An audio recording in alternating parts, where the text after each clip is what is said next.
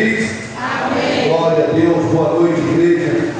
Pai seja convosco, amém?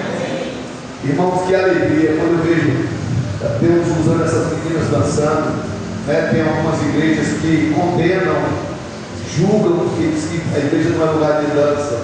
A palavra de Deus diz que a gente louve ao Senhor com cânticos e com danças, porque tudo que tem fôlego é para louvar o Senhor de alguma maneira. Muitas vezes você louva o Senhor, você não sabe cantar, mas você louva quando você é grato a Deus, abençoando outra pessoa. E assim é uma adoração ao Senhor. Por exemplo, eu gosto muito de falar, converso até demais, mas se eu cantar todo mundo corre. Então eu adoro o Senhor de outra maneira. Eu adoro o Senhor ajudando o próximo, tentando ajudar o próximo. Claro que não sou eu, mas com a ajuda dos irmãos, de alguns amigos que até não são cristãos, não professam de como cristão, mas me ajudam muito. Eu quero dizer que esse mês nós já entregamos 20 cestas básicas. Graças a Deus, com a ajuda de todos. Sexta-feira eu estava ministrando lá na igreja Restauração e Família em Amor, pastor Gerson Barro, até nosso irmão Rogério que aí me acompanhou junto comigo. Nós estávamos lá e eu fui grato a eles também, nos ajudaram nesse mês. Eu ainda quero doar antes que acabe o mês, mais 20 ou 30 cestas básicas.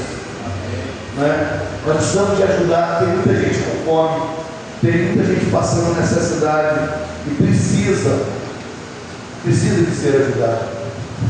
E quando você se inclina a adorar e a ajudar ao próximo, Deus te honra 30 vezes mais, Deus te honra 60 e 100 vezes mais. Não se engane disso. É na hora que você mais precisa, Deus entra na tua providência, porque Ele sabe que você tem um coração de ajudar, um coração que está disposto a ajudar o próximo. Não pense você que Deus te abençoa nas crianças para ficar você sozinho. Não seja egoísta. Deus te dá para que você possa repartir, para que você possa ajudar o próximo de alguma maneira. Amém? Gente, deixa eu falar para vocês, nós estamos no terceiro mês pagando esse bebedor. Nesse mês foi a igreja que atuou com tudo. O primeiro mês foi um irmão que atuou sozinho, o segundo mês teve a ajuda de alguns irmãos, não vou falar não aqui, não precisa. É uma parcela pequena, não é uma parcela grande. Uma parcela de R$250 por mês, ainda faltam 7. Eu conto com os irmãos. Eu costumo dizer, quando eu peço uma oferta para a cesta básica, que R$1 para quem tem fome é muito dinheiro. Às vezes as pessoas dizem, mas eu não tenho muito. Eu não estou preocupado com o seu muito, nem Deus está preocupado com o seu muito. Até porque o dono do olho da prata é Ele, é tudo dele. Nós só devolvemos o que é dele. Nós só devolvemos o que Ele pede. Olha como Jesus é bom conosco, como Deus é bom. Ele nos dá 100%, Ele nos pede 10%. E Ele não pede exigindo. Ele quer ver o seu coração. Ele te dá uma ordenança, você obedece se quiser. O apóstolo Paulo, no Novo Testamento, em Coríntios 9:7, ele diz que cada um contribua segundo o propósito do seu coração, não por tristeza nem por contenda, pois Deus ama os que dá com alegria. Então alegre-se quando você dá. A palavra de Deus também diz em Atos que é melhor dar do que receber. Pois então, às vezes você vê o irmão, por que fulano prospera tanto e eu não? Porque ele tem um coração aberto. Ele não é preso às finanças. Aquele que doa, recebe, gente. Aprendam isso. Aqueles que doam, recebem. Mas tem Deus tem bênção para cada um de vocês. A bênção não é específica para um irmão, para um pastor, para um... Não, é para todos. Afinal de contas, Jesus morreu na cruz pela humanidade inteira. Jesus morreu por você antes que você se tornasse cristão. Você ainda era pecador. Romanos 5,8 diz isso. Deus próprio, seu amor para conosco, e que Cristo morreu por nós, sendo nós ainda pecadores. Você está pensando que esse povo está falando aqui tinha moral de estar na graça? Não, é porque a graça é algo involuntário, Deus dá a todos. Eu escolhi através de muita oração, através da palavra, através da intercessão de minha esposa, Eu vim para Jesus. A escolha é sua. Eu não sei quem escolhe. E Deus quer te colocar na mesa, junto dele. Que filho senta na mesa com o pai. É isso que ele quer fazer. Gente, eu quero falar de algo esta noite, que desde o começo do ano, na virada do ano aqui, em janeiro, dia 31 de dezembro para 1º de janeiro, eu falei de uma palavra e de uma ordem que o Senhor me deu. Eu estava na cidade de Alagoinhas, eu fui ministrar de uma roça, e que eu fiquei encantado, um calor tremendo, uma roça, 4 horas da tarde, a igreja lotou. Eu fiz, Deus, que bênção. E não era um dia de culto normal. O pastor simplesmente ligou para eles, era quase meio-dia, dizendo: eu estou indo aí fazer um culto, porque eu não vou sair da virada do ano, e eu quero aproveitar o pastor Pança, que é meu amigo, que está aqui, para ministrar para a gente. Aí eu perguntei a ele, disse: pastor Carlos, vai ter alguém? Lá ele fez: se tiver só um, o senhor acha? Porque se tiver só as cadeiras, eu prego as fileiras. Mas encheu. E a palavra que o Senhor me deu naquela tarde não foi para aquela igreja, foi para essa igreja, foi para a nossa igreja. Foi uma palavra chamada posicionamento. Eu venho falando de posicionamento, mas eu nunca ministrei sobre posicionamento. Então eu quero ministrar nessa noite o que é se posicionar. Qual é a sua posição a respeito do reino, a respeito de Jesus, a respeito de sua família? Como é que você está? Que posicionamento você está seguindo? Porque Deus me deu essa palavra assim: Senhor, eu vou me posicionar em favor do reino, em favor das pessoas, em favor daqueles que passam nessa cidade. Eu tenho tentado fazer, tem várias, né? Sim, tem muitas falhas, irmão. Como qualquer um aqui, tem muitas falhas. Mas o primeiro posicionamento que eu quero falar é sobre congregar, sobre estar juntos, sobre queimar juntos, falando uma mesma linguagem. Claro que todos nós aqui somos indivíduos e somos feitos individualmente, por isso, como indivíduo, você tem o seu pensamento, você tem a sua ideia, e eu preciso de respeitar a sua ideia, ainda que eu não aceite, eu tenho que respeitar. Mas congregar é necessário. Diga para o teu irmão assim: congregar é necessário. E eu queria que vocês abrissem a Bíblia em Hebreus 10. Cadê aqui? Porque essa parte agora me mostra muito alto.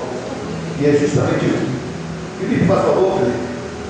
Eu vou aprender a mexer na mesa de som em nome de Jesus. Que eu olho para ele e falo: olha, a mim parece que é um cego, olha, está dando botão. Felipe, baixa só um pouco. Então é aqui, ó, baixa o retorno um pouco. Tem muito retorno. Hebreus, capítulo 10, do 23 ao 25. Todos quando se encontraram, vão ficar de pé em referência à palavra. Ainda está alto, tá? É o retorno. Aleluia, glória a Deus. Tá bom. Amém, glória a Deus, aleluia. Hebreus 10, do 23 ao 25. Deixa eu botar os óculos, gente, que eu fiz 25 anos essa semana, mas já estou enxergando mais que 25 anos de idade. Mas é 25 vezes 2 mais 10, viu? Amém, glória a Deus. Hebreus 10, do 23 ao 25. Guardemos firmes a confissão da esperança, sem vacilar. Repita comigo: sem vacilar. Pois quem fez a promessa é fiel, aleluia. Considerando-nos também uns aos outros, para nos estimularmos ao amor e às boas obras. Não deixemos de congregar-nos. Vou repetir: não deixemos de congregar-nos, como é de costume de alguns, Antes, façamos admoestações, tanto mais quanto vedes que o dia do Senhor se aproxima. Aleluia, Deus, nós lemos a tua palavra na tua casa, a tua palavra foi lida, Senhor. Traz uma revelação aos teus filhos, não traz uma revelação somente a mim, mas a todos que aqui estão. Que o Senhor abençoe, em nome de Jesus, e que essa igreja seja uma igreja bereana, que examine a palavra, que creia no que a palavra está escrito. Pai, em nome de Jesus, abençoa os teus filhos. Eu repreendo o roubador da palavra nesta noite. Todo desatento, todo sono, toda distração cai por terra agora, Senhor, porque a tua palavra vai ser semeada e ela precisa multiplicar por 30, por 60 e por 100 em nome de Jesus, amém? Podeis entrar a igreja em nome de Jesus. Gente, essa é a ideia, congregar. Eu queria pedir a vocês que lembrem-se que congregar é necessário. Nós estamos vivendo tempos difíceis nos dias de hoje. As pessoas estão se posicionando nas redes sociais. As redes sociais estão cheias. Ontem, tarde da noite, nós chegamos lá da rede de casais. E Paulo começou a me mostrar uma igreja de um pessoal que bate bandeira, que só canta, que só roda, que só roda. Eu digo, Paulo, dá uma olhadinha, quantos seguidores tem? É muita coisa. O povo está atrás de oba-oba. O povo está dando ouvido a fábulas, estão dando ouvido a mentiras e estão deixando entrar no coração.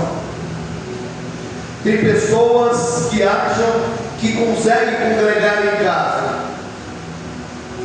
Eu não estou querendo falar mal de pastor em nenhuma igreja, pelo contrário, eu não falo mal de pastor. Até porque quem vai dar conta a Deus é eles mesmos, não sou eu. Mas a palavra diz: guardai-me firmes a confissão da esperança, sem vacilar. Guardar firme a confissão da esperança. Em que você espera? Você tem se posicionado, a palavra é posicionamento, e Deus me deu essa palavra e disse: compra da igreja, meu filho, que eu vou cobrar de você. Eu te botei lá como pastor, como cabeça, mas a cobrança não vem para você. É por isso que eu brigo muito com aqueles que se afastaram. Talvez alguns irmãos dizem: mas pastor, ele não quer nada, ela não quer nada, não tem problema. Eu preciso, eu mais forte, precisamos dar atenção também àqueles que se afastaram. Que a palavra de Deus diz que Jesus deixou 99 para ir em busca de uma ovelha que estava perdida. E nós não podemos ser diferentes. Não podemos fazer diferente.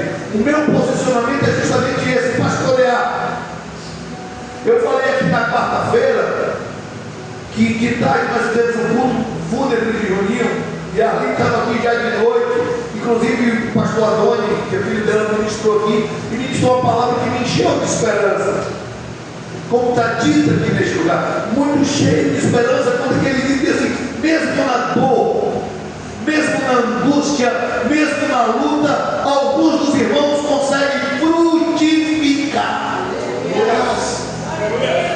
Porque eu tinha dito para ele: Adoni, a tua mãe me inspira a continuar pastoreando. Eu ligo para a Arli, ela me atende dando risada. Essa mulher enterrou 3 filhos em 9 meses. Queridos, você que é pai e mãe, imagine a dor. Porque a ordem natural das coisas é os filhos enterrarem os seus pais. Essa é a ordem natural. Ela enterrou 3. E a gente fez um culto fúnebre, talvez o mais difícil que eu fiz na minha vida. O corpo já estava em decomposição, em putrefação fedendo. E mesmo assim a gente fez aquele culto lá no cemitério. Saiu ele e ia direto para lá. E eu ainda consegui ver esperança na vida de alguém. E eu queria entender porque pessoas que são tão saudáveis, que têm menos problema, digamos assim, de que essa irmã, mas conseguem ficar em casa e não vir para o culto. Eu costumo dizer que o culto perdido jamais é recuperado. Quando você perde o culto, você não recupera mais. Aquela palavra talvez fosse para você. Geralmente a gente tem mania de dizer que a palavra era para fulano que não está aqui. Paulo lembrou bem que a gente tinha um irmão que mandava fechar o guarda-chuva. Fecha o guarda-chuva porque a palavra também é para você. E essa palavra hoje é para você, igreja. Precisamos de congregar. Colocar na posição de congregar. É assim que nos aquece. É assim que mantém o fogo aceso, a brasa aquecida. Você sozinho em casa não vai conseguir. É mentira da televisão, mentira das redes sociais. Você não consegue só. Eu tenho batido nesta tecla aqui, tenho sido até chato. Eu não gosto de rede social. Não gosto. Ela é necessário? É. Mas é um mal necessário. As pessoas ficam dias, horas, passando o dedinho para cima, mas não conseguem tirar 5 minutos para conversar com Deus. Não conseguem tirar 1h30 na quarta e 1h30 no domingo para estar aqui. Eu não estou falando nem do culto de segunda-feira, que é de 5h30 a 6h30 da manhã, inclusive amanhã tem oração. Não me esqueça. E sexta-feira que é a escola bíblica, que é para ensinar. Então as pessoas não têm esse tempo mais para Deus. E quando Deus me deu essa palavra, minha Alagoinhas, posicionamento, filho. Se posicione. Vocês têm que escolher se vocês querem a mim ou se querem ao mundo. Não se serve a dois senhores. Não se serve a dois senhores. Você vai agradar um e desagradar o outro. A escolha é simplesmente sua. Mas pastor, às vezes eu estou muito cansado, eu trabalhei o dia todo e não consegui ir para o culto. Deixa eu falar algo para vocês. Quem ouve as minhas reclamações é Paulo. Ela sabe. Ele era não cansa, para. Hoje eu estou cheio de dor. A minha vontade era ficar deitado também. Mas eu estou aqui desde 5h20 para cá orar. Sabe por quê? Porque é necessário congregar. É necessário estar aqui. Não viva uma vida só, igreja. Não pense que você sozinho vai conseguir, porque não vai. A palavra de Deus diz que é para a gente se guardar firme na confissão da esperança sem vacilar. E nós sozinhos, você sozinho, eu sozinho, vamos vacilar sim. A palavra de Deus também diz que aquele que está forte, que está de pé, cuide-se para que não caia. Não pense em você, não, eu conheço tudo, eu sei de tudo, eu não preciso de mais nada. É mentira. Você não é autossuficiente. Me perdoe, igreja, no domingo está dando uma palavra dessa. Vocês sabem muito bem que eu sou conhecido como pastor que prega mais o amor. Mas essa palavra já estava guardada há muito tempo. Ia ser falada no domingo passado, ministrada no domingo passado. Mas quando eu sentei ali onde Paulo está, que eu joelhei, o pastor dos pastores, que é Jesus Cristo, o Espírito Santo disse, não, vai falar sobre mulheres e sobre mães. E foi o que eu falei no domingo, que foi o dia das mães. Eu voltei até 8 de março, falei do Dia Internacional da Mulher e vim até o Dia das Mães. Mas a palavra ficou para hoje. Então, meu irmão, posicionamento na Bíblia significa enfatizar com firmeza a fé, a coragem e a ação, e ainda ter vontade de adorar a Deus. É necessário. Você quer ver uma coisa?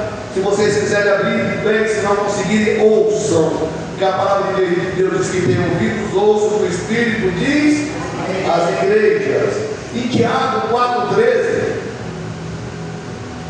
Tiago 4,13 até o 17 diz assim: atendei agora vós que dizeis, hoje ou amanhã iremos à cidade tal, e lá passamos o ano, negociamos e teremos lucros. Vós não sabeis o que se sucederá amanhã, que a vossa vida sois apenas como a neblina, que aparece num instante logo, se desfaz, em algumas versões se dissipa. Mas o homem é assim mesmo, principalmente aquele que é comerciante, aquele que vive de lucros, que vive de dividendos. Pastor, tu está dizendo para mim não trabalhar? Não é isso, filho, pelo contrário, você tem família para cuidar, você tem que trabalhar sim, mas não pode ser da sua própria vontade, dizer amanhã eu vou fazer isso. Você não sabe se você vai estar vivo amanhã. O apóstolo Tiago está nos alertando que a nossa vida é como um sopro, é como uma nuvem que se dissipa e se desfaz. Como assim, pastor? Eu já contei para vocês aqui algo que o Senhor trouxe a lembrança. Quando eu tinha 18, 19 anos lá em Aracaju, eu era representante já, e trabalhava antes de começar eu ser motorista de caminhão, a gente trabalhava com vendas de supermercados. E uma pessoa, que eu não me lembro mais o nome, que muito tempo, eu visitava ele ao meio-dia, geralmente ele pedia até meio-dia. E lá a gente tomava um bolinho de pinga antes, que na época eu bebia, ele também. E um dia eu estou conversando com ele e ele não conversou mais. Sentado, a mulher dele fez: o Val, ela me chamava de Val, então o Sapinho, que era meu apelido, estava começando a ter a barriga, era Sapinho. E eu sempre quis ter apelido. Eu não gosto do nome Valteirson. É mais feio que o apelido de Sapinho que Panzer. E aí o cara quietou. A mulher dele fez: Val, dormiu conversando com ele. Que dormir de nada, meu irmão. O cara pagou, morreu. A nossa vida é assim. Você está vivo agora. Talvez daqui a alguns minutos, algumas horas, eu não esteja mais aqui. Então tem que estar preparado, porque a gente não sabe a hora. A tal morte, ela só foi uma desculpa, igreja. Só foi uma desculpa. A sua hora está anotada, só Deus sabe. O próprio Jesus disse que ele vai voltar, mas nem ele sabe a hora e o tempo. E eu costumo dizer que Jesus volta todo dia. Para aqueles que morrem, uns para a alegria eterna, outros para a vergonha eterna. A escolha é simplesmente sua. Então o posicionamento é isso, é se colocar na posição da dependência de Deus. Não é fazer hoje ou amanhã, iremos para tal cidade, como está dizendo o Tiago aqui, e lá negociaremos e ganhamos muito dinheiro. Tiago adverte: quem é você para fazer isso? No verso 15 ele diz: em vez disso, dizeis, se o Senhor quiser, nós viveremos, como também faremos isto ou aquilo. Se o Senhor quiser.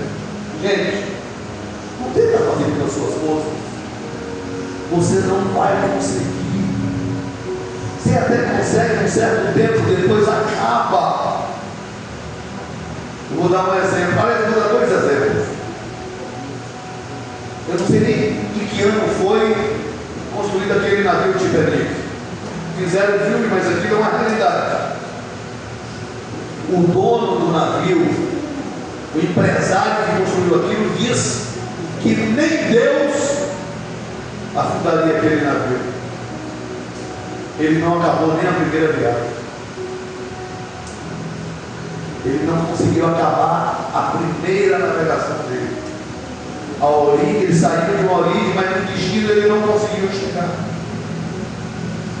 Então, não é você, não é nós, não se trata disso, se trata de Deus. se trata do reino. Precisamos de se colocar nessa posição, posicionar em favor do reino. Outro exemplo, sou eu mesmo.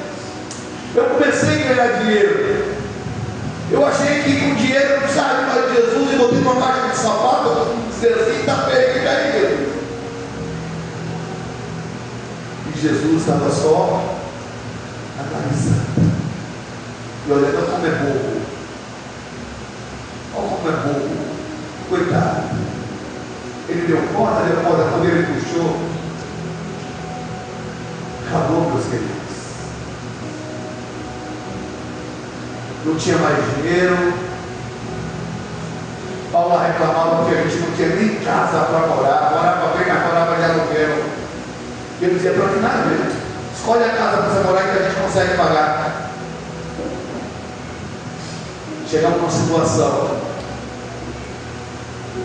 e chegamos, eu já contei para você, eu fui para o fundo do poço.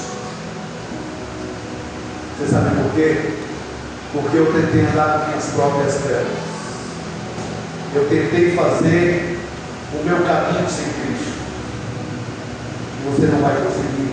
Mas pastor, por que tem tantas pessoas que não professam Deus como Senhor e são bem financeiramente? Eles até são bem financeiramente, mas eles não têm nada que vocês têm. Primeiro, Deus te promete paz. Em mim tenhais paz, mas no mundo tereis o quê? Tereis o quê? Aflições. É assim que Jesus disse para os discípulos. Ele começa a dizer, em mim, só em mim vocês vão ter paz, mas o mundo vai te jogar muitas cargas que você não vai poder carregar. Mas teve bom ânimo, porque eu venci o mundo. E Jesus prova que venceu quando ele foi para aquela cruz, morreu, mas ao terceiro dia ele ressuscitou. Ele ressuscitou para que eu e você tivéssemos vida e vida eterna. Ele não brincou, ele não mentiu, porque não é justo dele. O diabo, que é o pai da mentira. Talvez Satanás estava aplaudindo. O filho do homem morreu. Ele só não contava que ao terceiro dia Jesus ressuscitaria. Dizia assim, a sua dívida está paga. Jesus gritou em alto e como som naquela cruz, Tetelestai, está pago, vocês não devem nada. Está pago. É por isso que Paulo começa Romanos 8, que para mim o 8 é o capítulo do Novo Testamento, da Nova Aliança. O capítulo 8 de Romanos, esse capítulo todo, pelo menos uma vez no mês. Quando ele começa a dizer, nenhuma condenação há para os que estão em Cristo Jesus. Não tem mais condenação.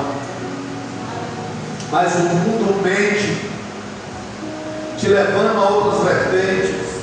O mundo mente, dizendo que pode, que você pode fazer isso ou aquilo. Não, não pode. Não pode. Deus quer direcionar a sua vida. Deus quer te mostrar o caminho correto. Somente Ele. E outro versículo que nos garante o posicionamento é Efésios 6,13. Em Efésios 6,13 ele instrui você tomar toda a armadura de Deus para resistir o dia mal e permanecer firme, destacando a necessidade de atitude em vez da passividade. Ela diz assim, esse versículo: portanto, tomai toda a armadura de Deus, para que possais resistir no dia mau, havendo feito tudo, ficar firmes. Irmão, se posicione em favor de Deus, em favor do Rei. Honre o seu ministério. Não tenha medo de plantar o que você quer colher. Você quer amor, plante amor. Você quer paz, semeie paz. Você quer finanças? Semeie finanças. Mas em tudo isso, o mais importante é se posicionar em favor do amor. Porque quando você tem amor, você começa a ver as outras coisas. O leque de coisas grandes se abre na sua vida. Eu costumo dizer, eu muito tempo no centro de recuperação, hoje eu não estou mais lá, mas estou voltando devagarinho, pelo menos ajudando de fora. Quantas pessoas que eu quis dizer não, e o Espírito Santo dizer: quem é tu? Quem é você? Tem um momento que hoje Rafael foi considerado pastor hoje. Rafael, só eu levei 5 vezes para o centro de recuperação. Bom pedreiro, bonito, que sabe, que conhece a palavra. Mas quantas vezes ele veio dizer: não dá mais, Rafael, não dá. Eu tomei um susto, tem uns 4 anos, quando eu vi, você tem um vídeo no YouTube, Rafael ministrando a palavra como presbítero. O mês passado, Rafael foi consagrado pastor. Mas você sabe o que acontece? Ele se bateu tanto, ele saiu daqui fugido para não morrer como o Juninho morreu. E lá ele foi para o centro de recuperação, não aquele centro de recuperação conhecido do Doutor Jesus, mas um centro pequeno, onde se comia pouco, porque o pastor não tinha condição, mas ele tratava desse povo. E toda vez que Rafael disse que fazia uma coisa errada, o pastor fez: olha, a comida já é pouca, mas você fez errado, vai diminuir mais ainda para você. Ele disse que começou a dar valor às palavras que ele ouviu no renascer de pastor Pança. Ele, pastor, só lembrava de tudo. Quando o Senhor me mandava tomar vergonha na cara, que eu não tomava, eu só lembrava do Senhor. Hoje Rafael é o nome de Deus, servo do Senhor, pastor, para a honra e glória de Cristo. Sabe o que é isso? Posicionamento. Ele se posicionou no que ele queria, já não dava mais para errar. E eu quero perguntar a vocês, igreja, aonde é que nós estamos errando? Eu conheço os meus erros. E o de vocês? Eu não quero que você exponha, nem se exponha. Mas você e Deus. Faz como diz lá em Mateus 6, quando orarmos, entra no quarto e, fechando a porta, orarás em secreto, e o Pai que está em secreto te recompensará. Conversa com Ele. Deus, eu preciso de me posicionar em favor do reino de Deus. Eu preciso, Pai, de conhecer o reino e ser a favor dele. Eu passei, gente, 8 anos e meio fora do Evangelho. Me tornei alcoólatra, mas eu nunca deixei de ler a Bíblia. E eu viajava, eu vi muitos colegas e clientes falando mal de pastores, aí estava tudo bem para mim. Mas quando eles tocavam no reino, eu pulava lá e dizia: pá! No reino não, na Bíblia não, vocês tocam em homens. Cara, quantas vezes eu dizia: quem é tu, meu cachaceiro? Eu disse: mas o Senhor disse que ele me elegeu defensor do Evangelho. Eu tinha essa posição, eu só não tinha força para voltar. Eu não tinha força, talvez por vergonha, eu não tinha força para voltar. Mas um belo dia, eu recebi uma palavra, e fui ler a palavra, Romanos 8, 28. Todas as coisas cooperam para o bem daqueles que amam a Deus, mas que andam segundo o seu propósito. E eu comecei a questionar Deus: qual era o propósito que eu tinha? e fazer vergonha à minha esposa, e fazer vergonha às minhas filhas. Naquele dia eu tomei uma posição. Eu me posicionei e disse: Pai, a partir de hoje eu não perco mais. E eu nunca mais olhei para trás. Nunca mais eu olhei para trás. Eu me posicionei. Eu não quero. Isso me faz mal. Isso não agride só a mim, agride a minha família, agride os amigos que gostavam de mim. Porque tem amigos que sofrem contigo, às vezes até não falam. É por isso que lá em Provérbios 18, 24, que é amigos mais chegados que irmãos. Então, talvez eu estava agredindo alguns amigos, a minha família era certeza. E eu me posicionei nesse dia. Eu não quero mais. Eu preciso de mudar. Eu falei para mim: estou uma vergonha nessa cara. Você conhece o erro? Eu era pregador do Evangelho já. Então, meu irmão, congregar é necessário. Quando você tenta caminhar sozinho, a brasa apaga fora da fogueira. Não fique em casa. Satanás vai lutar para você ficar em casa. Não fique dia de quarto, de domingo, venha para a igreja. É 1h30 que você tira para Deus, na 4h30 do domingo, gente. É muito pouco. É muito pouco. Jesus foi com a cruz e ele não perdeu o tempo. Ele falou: Senhor, eu vou ficar com só meia horinha. Se Jesus desse ordem aos anjos em favor dele, tinha legiões de anjos tirar vida. Mas por amor ele morreu por você. Por amor ele pagou o preço. Outro ponto de se posicionar é coragem e amor.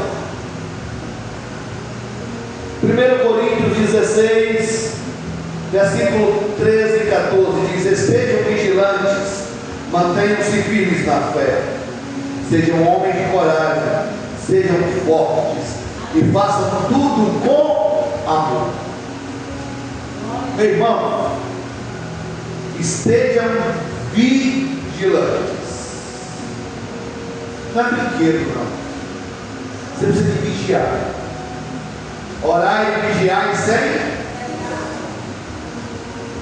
vigiar.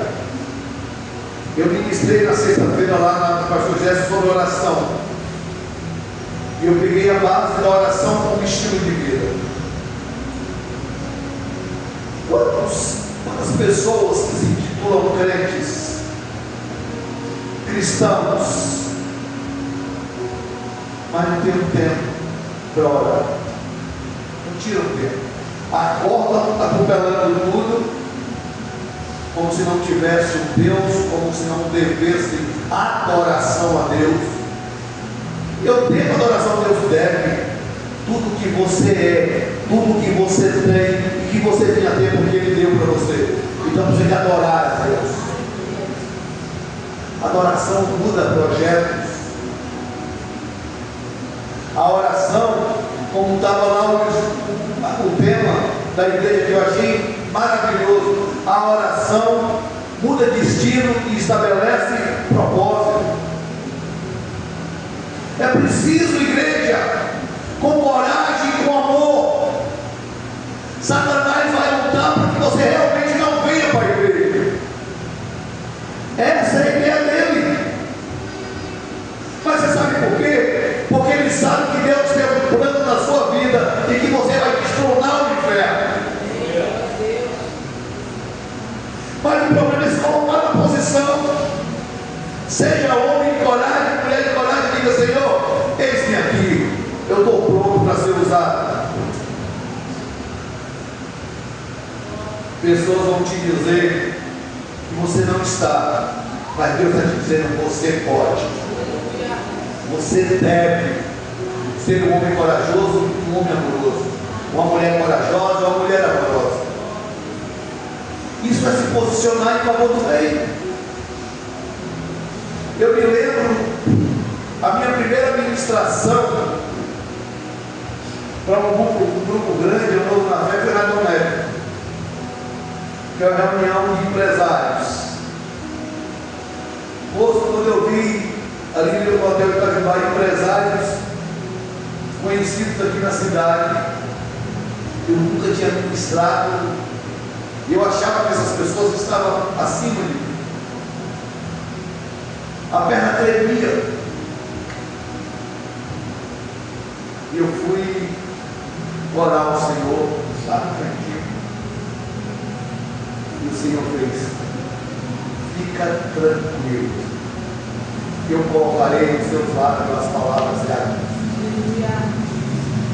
Meu irmão, eu para não ver os empresários, os homens que eu julgava maiores do que ele, eu fechei os olhos. Uma parte eu ministrei fechada, até aquele dia diante eu disse: eu não temo mais a homens. Foi a última vez que eu tremi. Claro que quando a gente sobe no altar, a gente tem um nervosismo sim, tem uma maneira, porque isso aqui tem vida. Púlpito não, púlpito é talento, mas altar é vida. Mas hoje eu ministro, não é porque eu sou melhor do que ninguém, nem que eu posso. Academicamente tem gente muito superior a mim. Muitos são superiores a mim academicamente. O problema é que eu me coloquei na posição: Senhor, pode me usar. Eu não tenho vergonha de pregar o Evangelho. Eu não tenho vergonha de falar de Jesus o que quer que eu chegue. E é com a boca grande e alta. Eu não sei falar baixo. Eu prego o Evangelho a tempo e fora de tempo. Eu prego o Evangelho com coragem e com amor. Então, sede vigilantes e firmes, e pregue o Evangelho com amor e com coragem. Não tema, igreja. Você pode, não é porque você é bonzinho, não, é porque o Senhor é contigo. E onde você for, Ele vai estar. Se passar pelas águas, não se afogarão. Se passar pelo fogo, não queimarão, porque eu sou contigo, igreja. A palavra nos garante isso. Por que temer? Por que temer? Ora, você é só um vaso. O Senhor vai te usar. Ele só quer te usar. Não tema, igreja, porque o Senhor é contigo. Ele é contigo. Não tema. Tenha coragem. Para finalizar, eu já até falei, é uma decisão, um compromisso. Você precisa decidir a quem vai seguir. Mateus 6, 24. Ninguém pode servir a dois senhores. Não pode servir a Deus e ao dinheiro. De agradar um, desagradar o outro. Mateus 6, 24. Você precisa tomar uma decisão. Uma decisão. A quem você quer servir? Em que Deus você quer se posicionar? O Deus que pode te dar vida eterna? Ou o Deus do mundo, o Deus mamon, que é o Deus das coisas? Que aqui vão ficar as coisas e talvez você vai para um lugar que não queira ir. Não é eu que estou dizendo, igreja, a palavra quem diz. Então, apresse-te em se posicionar em favor de Deus, em favor do reino, porque Deus quer te dar bênçãos sem medida. Posicionar-se cristamente significa confiar na palavra de Deus, como Abraão, e agir com discernimento em vez de apenas esperar passivamente, especialmente nos tempos com dificuldade. Meu irmão, eu falei aqui no começo, antes de ler a palavra, E eu tinha falado para o filho da irmã que ela me inspirava. E ele pregou justamente isso aí. No tempo de dificuldade, você pode frutificar. No tempo de luta, você pode dar fruto. Quando eu comecei a ideia de doar cesta básica, de doar coisa para as pessoas, eu falei com Deus, mas eu não tenho nada. Eu não tinha dinheiro, eu não tinha perspectiva de dinheiro ainda. Paulo estava tomando conta da casa, já era uma carga alta. E eu orando a Deus, Deus falou comigo, você tem tempo, você tem amor. E eu comecei a pedir para as pessoas 1 quilo de alimento. Eu dei a primeira cesta básica, depois eu dei umas 3 cestas básicas, e aí começou. Quando você se dispõe a fazer, quando você se coloca na posição de fazer, Deus entra com providência. Deus sabe. Semana passada nós levantamos, não foi, amor? Para começar da cesta básica, choveu alimento. Choveu alimento. Eu levei 37 quilos de carne por cento de recuperação. Meia caixa de ovos, caixa de biscoito, pacote de macarrão. É quando você se dispõe a fazer. Deus envia anjos para colaborar contigo. No reino não é diferente, meu irmão. Se embora isso faça parte do reino, tomar conta dos órfãos, das viúvas e daqueles que não têm. Deus tem te dado bênçãos materiais para que você colabore com o próximo. Ajude aquele que não tem. E eu quero que essa igreja, junto comigo, porque eu sozinho, Paulo, não vamos conseguir, eu preciso de vocês. É uma corrente, vai aumentando, cada ano vai aumentando. Me ajude, não só de cesta básica, não só no financeiro, não. Mas em oração e se posicionar em favor do reino. Você pode mudar. A sua história é Deus quem traça, mas Ele te dá uma coisa chamada livre-arbítrio. E nesse livre-arbítrio, escolha o melhor. Escolha fazer a coisa certa. Deus abençoa quando vocês andam no caminho correto. Ame mais, ore mais, jejum, pague o preço. Senhor, eu quero, Senhor, eu preciso. Não faça diferente não, igreja. Todo mundo aqui pode. Pastor, o senhor não sabe a minha condição, não importa. Abre a boca para ver o que Deus vai fazer na tua vida. Abre a boca para fazer. O que Deus vai fazer na sua vida. Aí você vê um irmão que tem carro novo, tem uma casa bonita, tem uma vida estável, tem uma vida em paz. É porque ele abençoa, meu irmão. Ele abençoa. Quando eu comecei a abençoar as pessoas com o meu tempo. Eu tinha tempo, como Jesus me disse, mas se você tem amor e tempo. E a gente começou esse trabalho até o dia de hoje. Outro trabalho que para mim é muito importante, já está se aproximando. É a vigília que eu faço pela cidade de Queca, no dia 24 ao dia 25 de outubro. Então a gente precisa se colocar nessa posição. Se posicionar em favor do reino. Com fé, congregando com fé, com coragem, com amor e tomando uma decisão a quem servir. Talvez Deus te leva para lugares que você não queria ir. Mas Ele te leva para te tratar e usar você para cuidar de outras pessoas. Lembra de José? José teve um sonho, os irmãos estiveram em inveja dele. jogaram no buraco, você acha que ele queria estar naquele buraco? Quem queria estar dentro do buraco na cisterna? Mas ele precisou de passar por ali. Depois ele foi vendido como escravo. Você acha que José queria ser escravo? Quem quer ser escravo? Depois a mulher de Potifar fez lançou um falso testemunho contra ele. Ele parou na prisão. Presidiário. Depois ele se tornou o homem mais poderoso do mundo. Você sabe por quê?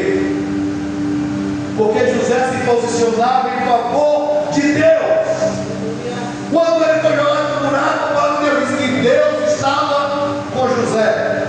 Quando ele foi vendido para Potifar, Deus estava com José.